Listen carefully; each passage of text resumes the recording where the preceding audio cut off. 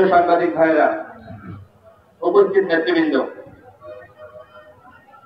গণ অধিকার পরিষদ ঢাকা মহানগর দক্ষিণ কর্তৃক আয়োজিত আজকের এই বিক্ষোভ সমাবেশের সম্মানিত প্রধান অতিথি ডাকসুর সাবেক ভিপি জননেতা নুরুল হক নূর,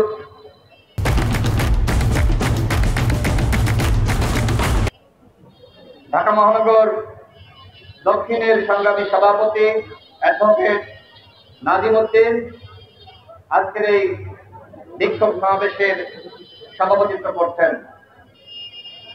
ঢাকা মহানগর দক্ষিণের নেতৃবৃন্দকে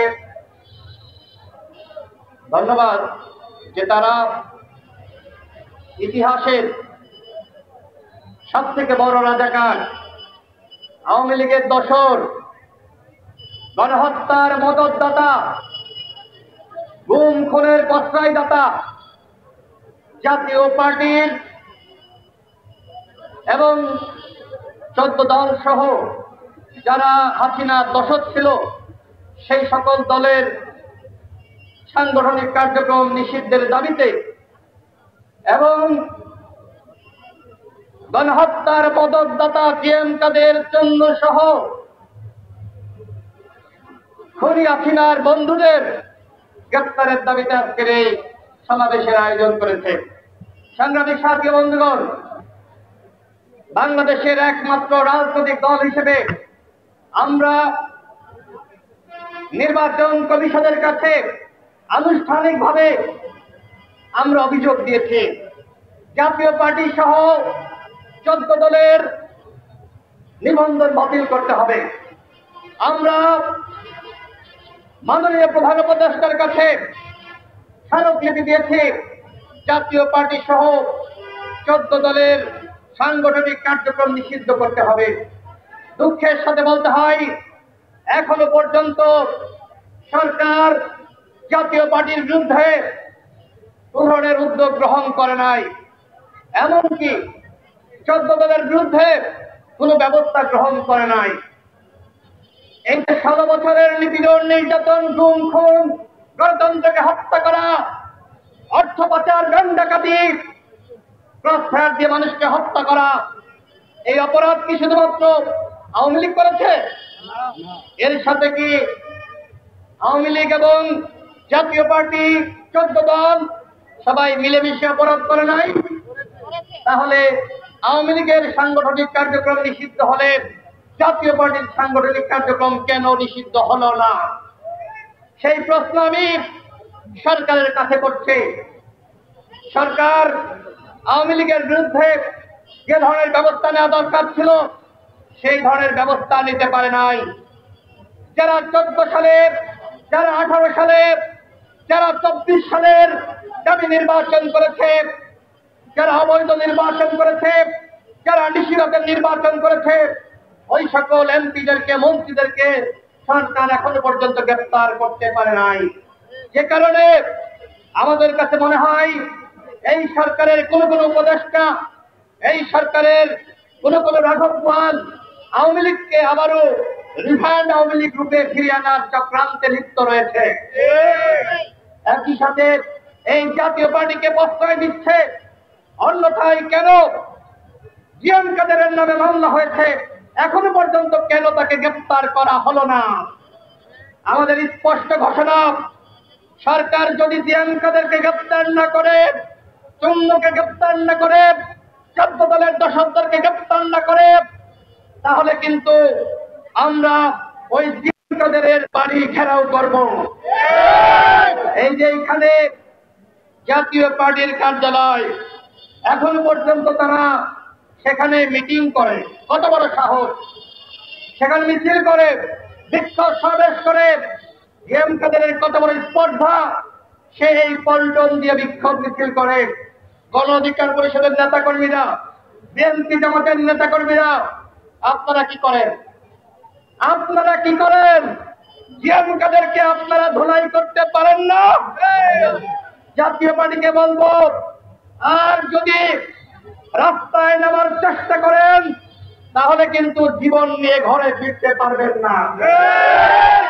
দালালি করেছ, গুম করেছ, খুন করেছ, নিপীড়ন করেছ, মাল পানি কামাইছ, নারী নিয়ে ফুর্তি করেছ, আর এখন এত অপরাধ করার পরেও রাজপথে নামার দুঃসাহস দেখাচ্ছ।